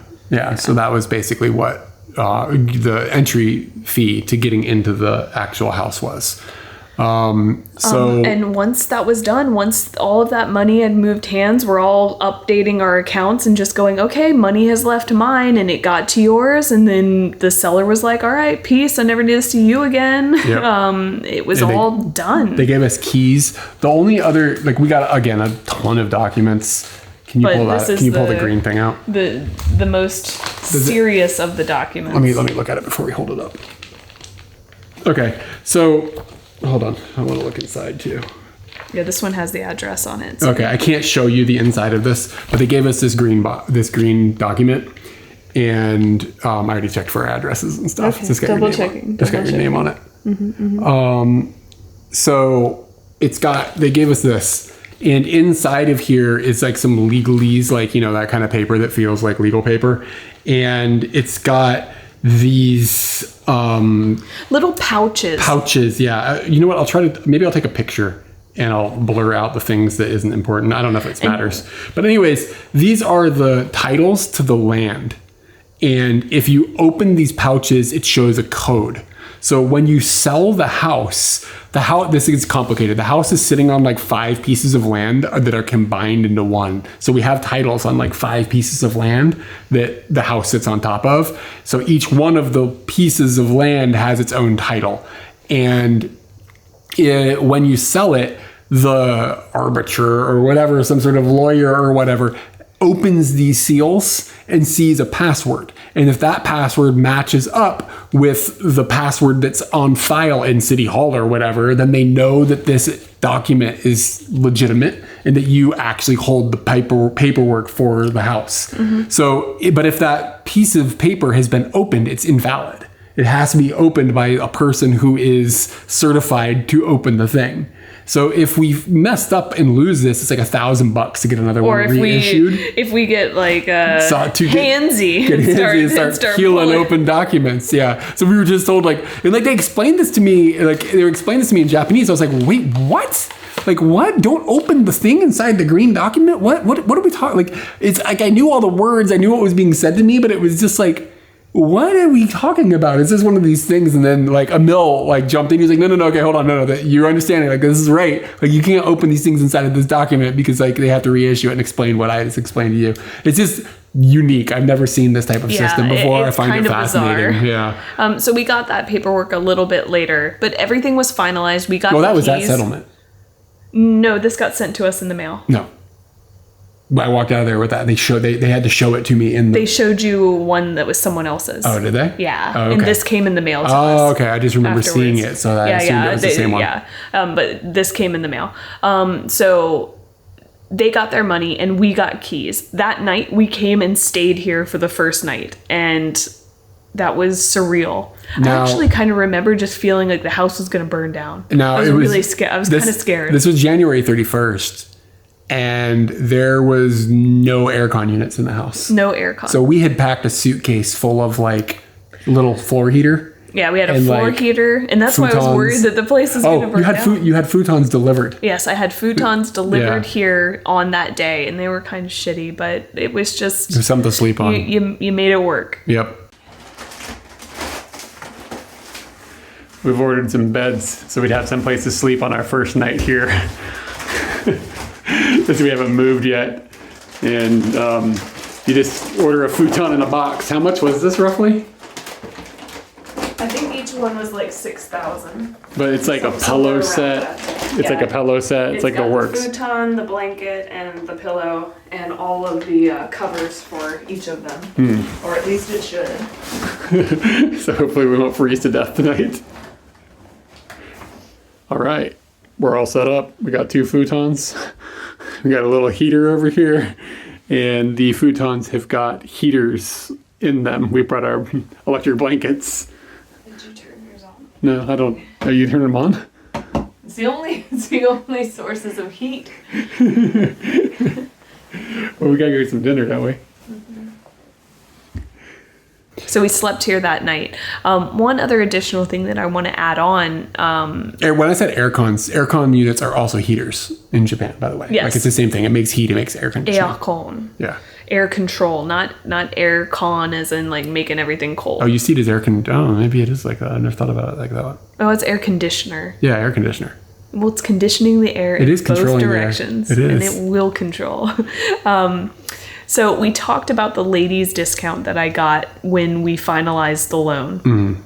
But we also got some other rebates that happen after the fact. After you've finished everything, you have to go and do these rebates. They don't just happen automatically. And we finished doing one of those like maybe 2 months ago. It was like a special that was running for a certain time period if you bought a new property. If you bought a new house that complied with certain safety requirements. Like certain rails on the stairs and things like this. And our house complied with this. We also that also was part of the smile thing too.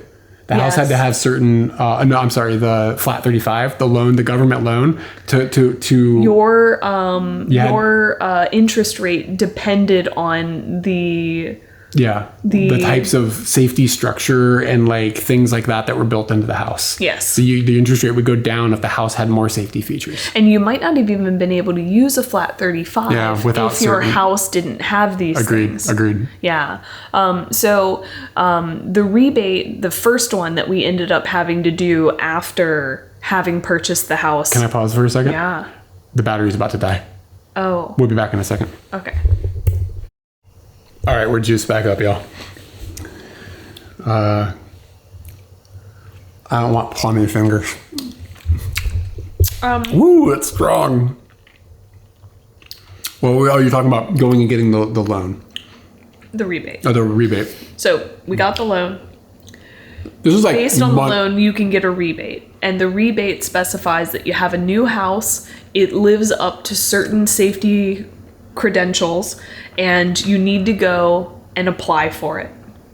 And applying for those rebates, or for this rebate, you need to have certain paperwork. And there's a whole little like 6-page application. It tells you all the things that you need. You do all the check boxes, and then you go and make an appointment at like a kind of like, it's not a government agency, but it's like a little agency that will help you make sure that you had all the paperwork appropriate.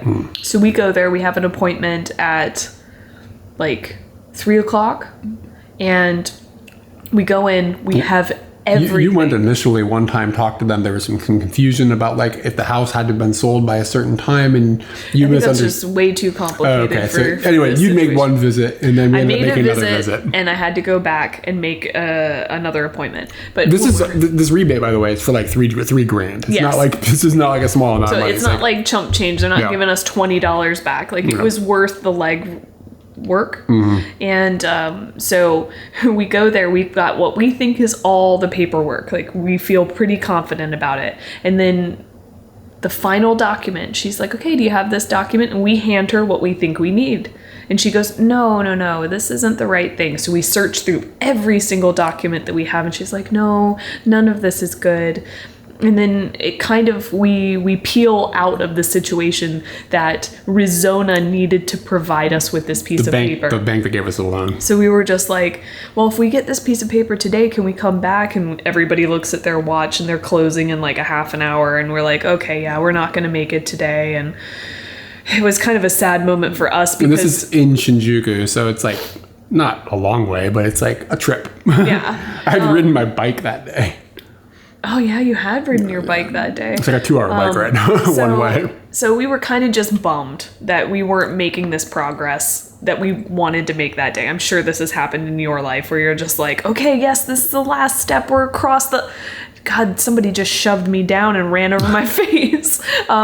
So she told us that we needed to go to the bank. And it just so happened that we're in Shinjuku where the loan center was. So we go over to the loan center kind of expecting that it's going to take forever at the loan center. They just happen to be a few blocks apart. Just coincidentally, these two offices. So we went there and we told them what we were looking for, and they immediately were like, oh, okay, yeah, we know what you're talking about, and we're still expecting this is going to take a long time. They go and they sit us down in a little room, and we're sitting there just talking to each other. Moments later, she comes in, and she's like, here's the documents that you need. They've got the stamps on it. We didn't have to really do anything.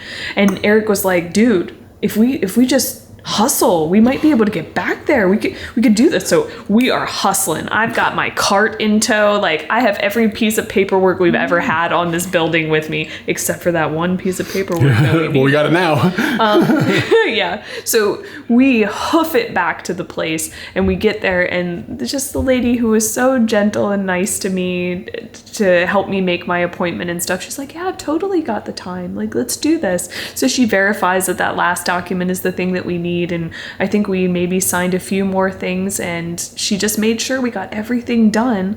And now we're waiting the 3 to 4 months for that application to process, and then we'll see money go into our account if everything goes well. Hopefully, because that'll be like months worth of rent that will just immediately get paid out of that. It's like some sort of government program. And then there's another rebate that has something to do with our taxes we have to deal with at the end of the year, I believe. Yeah, so when you file your taxes, you will tell them that you're a new homeowner. Yeah. And that rebate actually goes for 10 years? 13. It's either 10 or 13 Yeah. years. I think we were on the cusp of where we get 13. Yeah. And these rebates and stuff were part of, it's hard to explain this completely, but it was part of the calculus of buying a new property instead of buying a used house. You can apply for some of these rebates from buying new property that you do not have accessible if you're buying used property. Yeah. So you can imagine the impact that has on the housing market and like how new housing companies are probably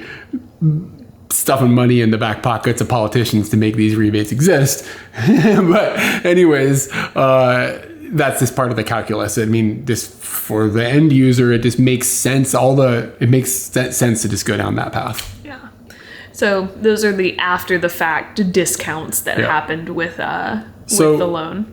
Basically, we're at like the loan rebate stuff happened later, but let's go back to January 31st. We stayed in the house. We got that was the closing date. We got everything in the morning, got the keys. I had to come here. We had to come here and be here for the guy to come and turn on the utilities, right? So the electrical and the gas and all that stuff all got flipped on, and I had to arrange all of that in advance, of course. And then I stayed there the first night. You stayed here the first night with me. Then you went and you had to go home. I think you had to go to work or something. I don't remember exactly. But on February 1st, we had already gone to an electronics store to buy aircon units, like to get those like on order, which was again like $2,000 to install these 3 aircon units, like installed with warranties and all that stuff. And they came on February 1st to inspect the house to make sure, we can install this stuff, and we're going to need these tools, and we're going to need these pipings, and like the house is this color, and like all that kind of stuff, so that they make it look nice. When you're in the store, you're only talking about the units and the price of the units. But when they come and they look at your house, then they're telling you how much the accessories are going to cost. And that's like the piping that goes on the outside of the house. That is not like just randomly free. You have to pay for each little piece that goes on the outside of the house. Corner piece, that's another 1,000 yen, and like da. So they give you a quote. This is what it's going to cost. Are we all happy? Yes, we're happy. And then on the next day, the aircon guys came. These 2 dudes came and installed the aircon units in like the fastest time I've ever seen in my life. And this guy had this big drill that he just drilled through the entire house with. And I think a drill bit like this, and he just went, and it went all the way through the house.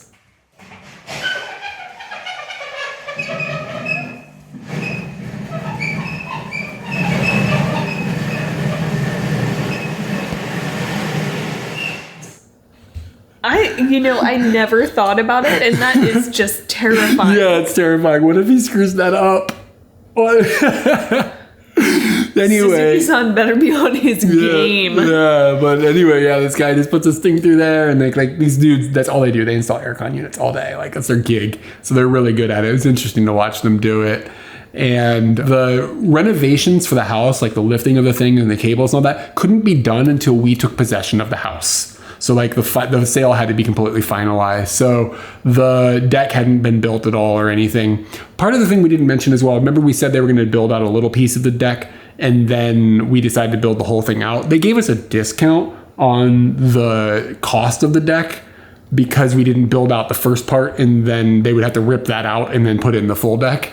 Like, they cut back on the price. So they did the exact opposite than the seller of the house did. Yeah. So a lot of money probably could have been saved if some little things had happened. Yeah. But anyway, they didn't. It is what it is. Anyway, the deck lady came out and verified the colors with me and everything to make sure that we were happy. And then at some point in here, the renovation started happening. It might have actually been on that day. I don't remember. Yeah, we don't have that in here at all. So at some point, like, the dudes came and started doing construction, raising the counter and putting the electrical on the walls and all that stuff. And that stuff just started moving because we now own the house. We had the keys and everything. One thing of note is that during this process, during the house building process, the front door has got this like short key that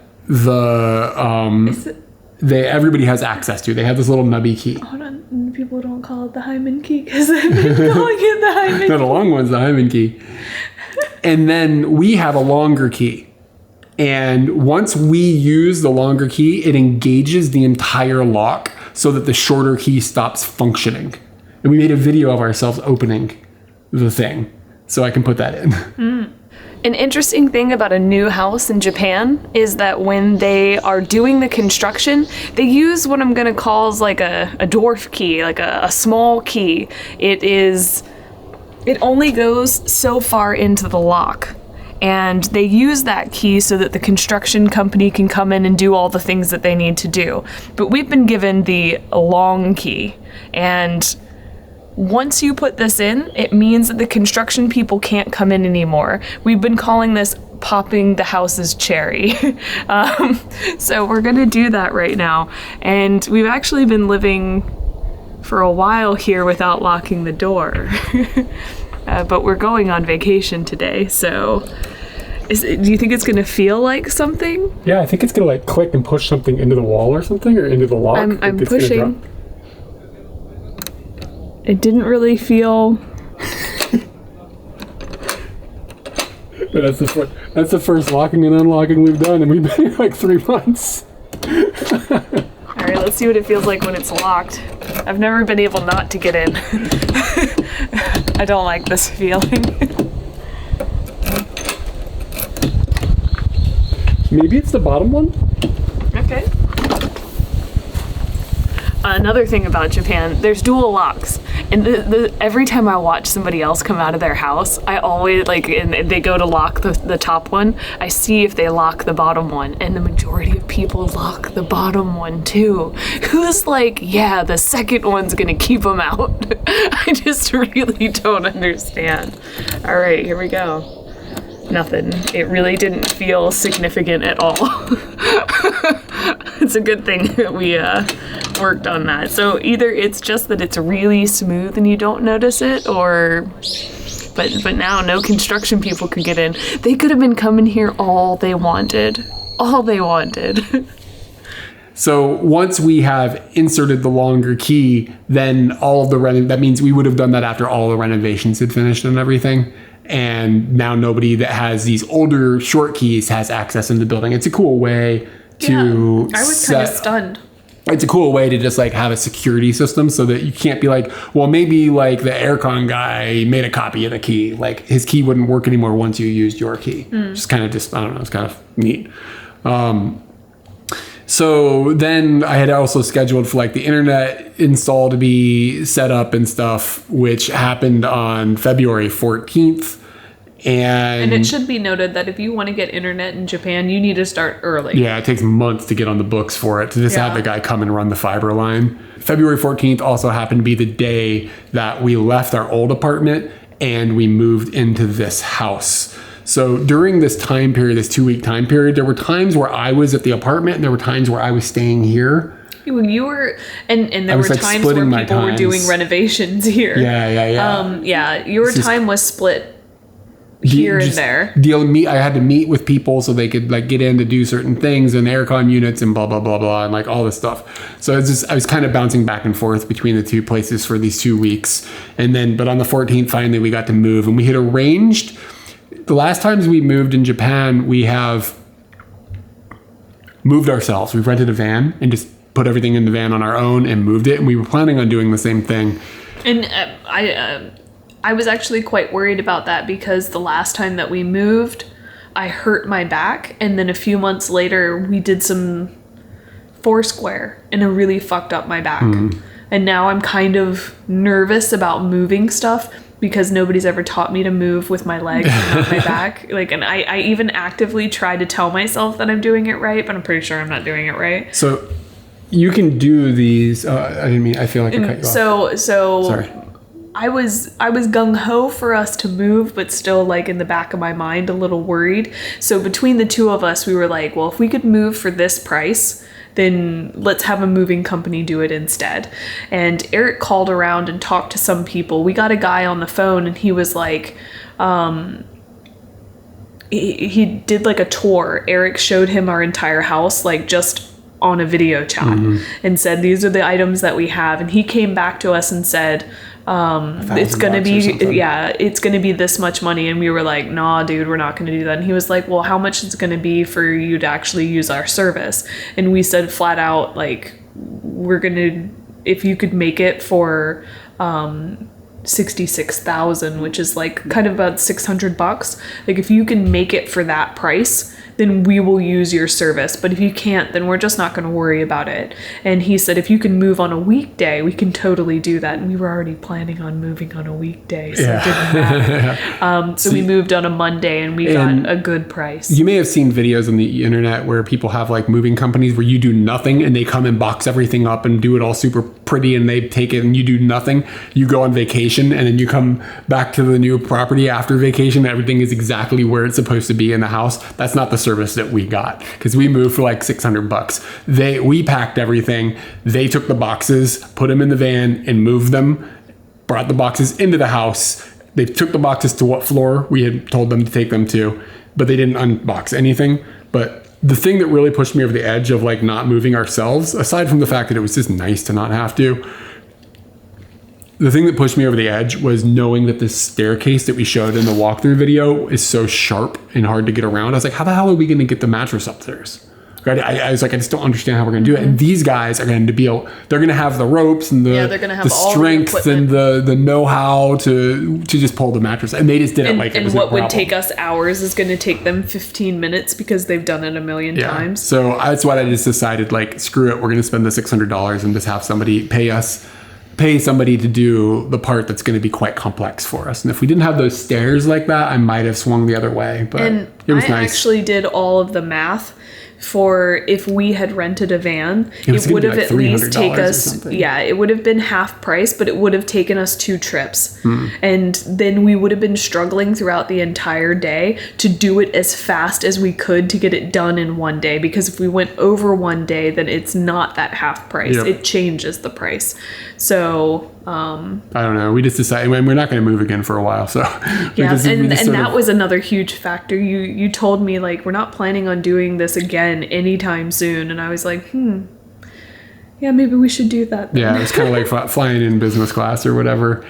We forgot to mention this in the video, but when the moving dudes came, the first thing they did was set up all of these barriers and stuff on the walls, so when they moved things in, they wouldn't scuff anything up. This is totally normal stuff here in Japan, even if you get the discount movers like we got. So on this day, Katie is at the old apartment, and she is, I had been there to help pack everything up to a degree, but then I left the night before, and you finished packing everything and cleaning as much as needed to be cleaned and getting everything set up. I did no real cleaning. I am very adamant that like they're going to clean it on their own, and they're going to clean it way better than I ever would. So, sure. Well, and maybe just getting embarrassing things out, like if you left something like a tumbleweed of pubes or something like that, you gotta get that guy scooped up. I put all the pubes like everywhere. So, I had come here late in the night, stayed here the night, so I was here to receive the packages that you were letting go from the old apartment. So they came to me, they got the packages from me, they took them to you. All the boxes. Yeah, all of our boxes. I also intercepted the gas guy who needed to cut everything off there, and then I just made sure that we weren't leaving anything behind, and I dropped off the keys for the building and made sure everything was locked up good. So that was the end of the Golden Poo apartment. My day at the apartment was probably done around, I don't think I ate fika there. I think I came here. In the background of all this, there's a tremendous amount of organization going with utility companies and stuff that I have to communicate with and get all this stuff set up and stuff with. Full time. It was like I said, it was like full-time job for like probably 4 months, I guess. Like, it's just constantly things to do. It was nuts. And then also on the 14th, they came in and installed the internet at the same time. 5 months. 5 months. And if anybody's curious, the internet is 4,800 yen per month. And it costs 9,000 yen to have them run the fiber cable. They had to pull a fiber cable off of the nearby telephone pole or whatever. Plus tax. So that's your it's like Ichimanen. Ichimanen, like, I don't know, $90 or something like that. And then we were unpacking stuff and living life normally, like just like the normal. And I took off an entire week of work at that point. Yeah. And I was just like, I'm going to make this move in the thing that it should be. And I feel like pretty lucky that got to happen, because I don't think that happens for a lot of people. And we found out we had a bottle of Captain Morgan's that was just floating around. So that ended up being part of our unpacking thing. I just remember walking past and being like, oh, a little swig, and then just walking around and doing other stuff in the house. I don't remember this bottle. How much did I drink? Not a considerable amount, but like throughout the week, like it was a very warm, housewarming. We did. It was a house drunking. And then the next and last event that kind of took place for the moving procedure that I think is on here, Euro Aisatsu, which is, Aisatsu is like when you introduce yourself to the neighbors. In Japan, I guess in America, like you move into a neighborhood and then somebody brings like an established resident will come with like cookies or something. Yeah. Like, you just moved in. Well, hello. It's the opposite direction in Japan, where the person who moves in is expected to go and introduce themselves to all the people in the neighborhood. And it's not just an introduction. You will be introducing yourself, but you also need to bring a present. Yeah. A lot of times it'll be like, it's something cheap, like people bring like little towels. I wouldn't say it's something cheap, but it is something. It can be a variety of prices, because like we've heard people give high-end sake. We've heard people, or we've been given like dish towels. Yeah. And I don't know how much those dish towels cost, but we knew that at that time strawberries were in season. So we were just like, it's a little abnormal. People wouldn't normally give fruit like that, but like, how do you give a gift to somebody that you never have met? Yeah. Like, it's kind of hard. Like, I don't want to give, like, I think giving, like, sake to somebody is kind of a good idea, but what if they don't drink? Yeah. Like, and it's I guess a they weird can give it thing. to their friend or whatever. Yeah, but you don't want to give somebody, like, sake, they get a re-gift. I don't know. So, but I mean, I was like, everybody likes strawberries. And strawberries seem safe, except for like people that might have an allergy. So we just went and bought a bunch of strawberries, and like you can look online. There's like a map that's like, if you live in this house, these houses that touch you are the ones you need to do the introduction for. You don't have to worry about every house on the street or in the neighborhood or whatever. So we like looked at the maps and kind of decided, and we probably should have done 2 more houses than we did, to be honest with you. Yeah, there are a few that I wish that we had just gone the extra mile, even though their house didn't touch ours or wasn't directly across from ours. But I'm going to be real with you. I was a little sketched out about just being a foreigner in this instance. Because, like, I mean, like, people in Japan are not typically nasty to us. That's not at all. But you never know if, like, the dude next to you is, like, some racist or something. And it's like a crapshoot. You don't know. It could be some crazy old person that's like freaking out about stuff. in an apartment situation, you don't really have to worry about that, and you could just move away. Yeah. But here it's a you little more need permanent. to directly interface with that person for the aisatsu, and you have committed. And luckily, I feel really good about all of our everybody's nice. neighbors. Like, for the most part, I don't interact with really anyone, and I think that's true of almost all neighboring situations. And those that I do see on like a weekly basis, it's just gentle conversation. And they're very nice. Yeah. So it's mostly older people. The people next to us that moved into the newer house, The sibling house. They are roughly our age, maybe a little younger than me. And this is a couple, and they're just fine. Like, they're just quiet, nice people, it seems like. And I then feel like they play video games. yeah, they do look like they play video games. And then the other people around us most of them have been here for a long time, like 20 years or more. Yeah, we've got like, 2 families that I feel like have been here for 20 years. And one of the things that they said is like, you chose a good place. It's really quiet here. And they're right. Yep. And every time I come home and I walk through our street, I think to myself, dead quiet. And I always just wonder to myself, and I wish someone would tell me if they're happy that we're here. Like, are you okay with that we're here? Because we try to be quiet people. We try to be considerate of others and clean and follow the rules. And like, I wear headphones around the house. I just want somebody to go, all the things that you do are fine. Okay, all the things you do are fine. Oh, great. So anyway, yeah, I mean, that's sort of that's the epic journey that I don't know how long this is now. It's probably over an hour and a half. And I really wish that we could make it more straightforward, clearer, but it would take so much time. I don't know how you could. Yeah. I'm sure that we could have scripted this a little bit better, but I'd really rather have the back and forth and I don't know, but that's the experience of us buying the house. And you might know now why it took us a while to get to this. First off, the timeline of things didn't end very much that long ago, that like all this stuff got tied up and everything. And then it's just this has been a big project that has been on the back burner. We had to sit down. We spent yesterday. Yes, all of yesterday. Like putting information together. And then we spent this morning like scripting out how we were going to shoot the video walking through the house and all that, and then filming that. And yeah, it's just been a big project. So that's why this has taken so long. And you kind of need the dust to settle before you can go, okay, yeah, now we can talk about it. Like, once we were getting to the point that we were doing the rebates, I was like, okay, the dust has settled. We're moving down this road. Yep. But you don't want to like make a video and then you didn't include a whole bunch of stuff. So you need a couple months to go by with such a big event. Yeah. To make sure that you get everything. Anyway, if you watch this whole thing and you didn't watch the other video already, I'll put a link down below. You can watch the tour. You can watch the tour video.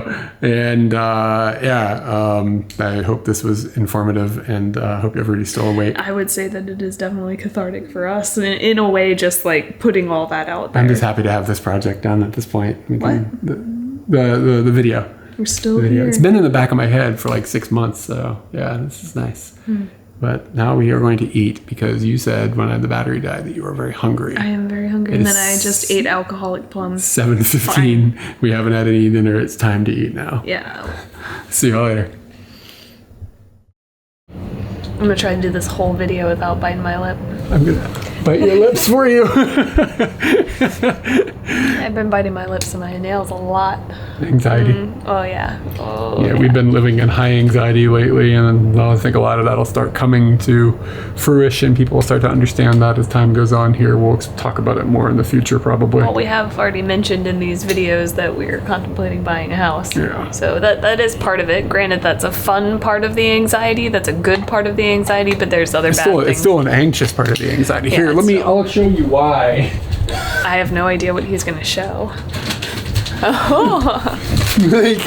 Okay, here's the thing. I don't want to go far down the rabbit hole. We will talk about this later. I want the big one. This is smack you with 11 million. You're hitting me with $1,000,000 yen right now. Yeah.